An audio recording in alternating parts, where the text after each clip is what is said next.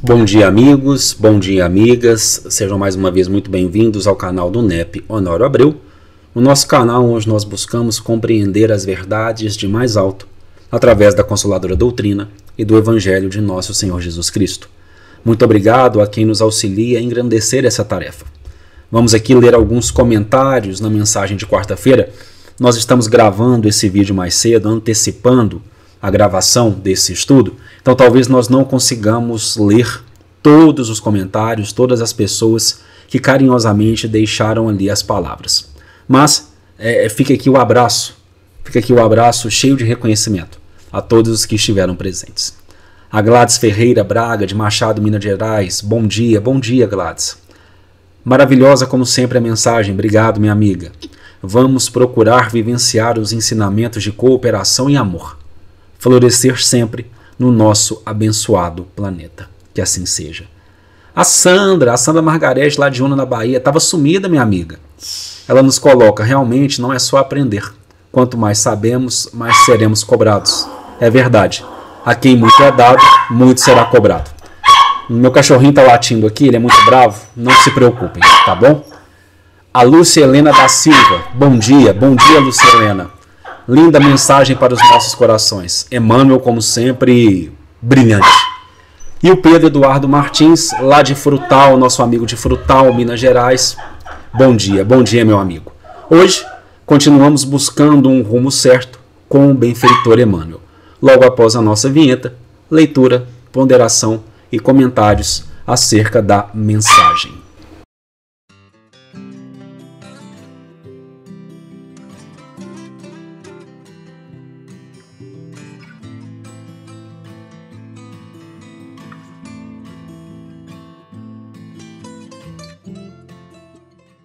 Pois bem, meus amigos, na mensagem anterior do livro Rumo Certo, nós acompanhávamos o benfeitor Emmanuel conversar com os nossos corações sobre as questões relativas aos problemas dos outros.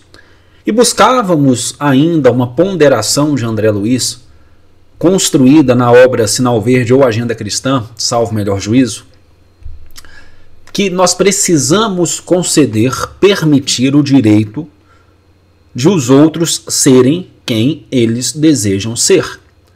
Assim como nós gostaríamos que os outros nos permitissem ser quem nós somos. Então, problemas dos outros, situações que dizem respeito aos outros. E ainda asseverávamos que as estradas precisam ser caminhadas pelas próprias pessoas. Nós podemos estar lado a lado, caminhando lado a lado, mas nós nunca caminharemos pelos outros. Assim como os outros nunca caminharão por nós, porque nós somos herdeiros das nossas próprias escolhas. Na mensagem de hoje, o benfeitor Emmanuel vem nos alertar para a seguinte questão. Quando nós nos depararmos com os desafios da vida, que são imensos, porque são tarefas de aprendizado, quando nós nos depararmos com esses desafios, logicamente, saibamos ponderar, saibamos ouvir os bons alvitres das pessoas que nos cercam, mas entendamos, as consequências das escolhas serão nossas.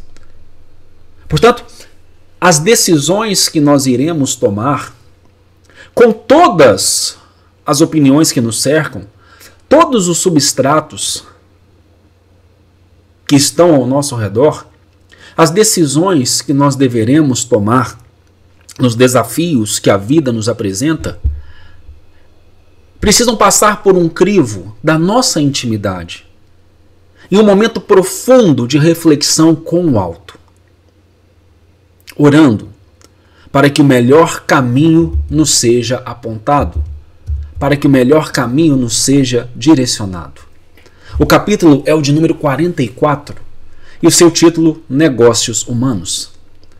E o benfeitor irá dizer: no capítulo das preocupações da vida humana, urge considerar que todas elas são importantes e, a rigor, não existe pergunta que não necessite de resposta, esclarecimento, informe, orientação.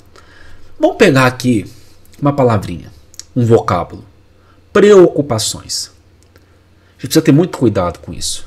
Preocupar é ocupar-se anteriormente de algo que ainda não aconteceu e que talvez não vá acontecer. Logicamente, nós precisamos ser previdentes. Nós precisamos esperar, aguardar com responsabilidade que algo possa surgir. Mas nós precisamos ter muito cuidado com o pré-ocupar, com o anteceder situações que talvez nem mesmo surjam. Previdência, sim. Mas acima de tudo, confiança nos desígnios divinos que presidem os nossos atos. Outro ponto interessante nesta primeira parte da reflexão: todas as perguntas necessitam de resposta, esclarecimento, informe e orientação. E alguma dessas perguntas terão a sua resposta no simples fato de permitir-se, de aceitar, de vivenciar. De que modo menosprezar as inquietações alheias, quaisquer que sejam, sem tisnar as fontes da caridade? Entretanto, ao lado dos assuntos puramente espirituais, temos outros propriamente vinculados ao plano físico, tão respeitáveis, aliás, quanto as questões que afetam o imo da alma, tais quais sejam. Ele vai delinear aqui, mas eu gostaria de fazer algumas considerações sobre esse ponto.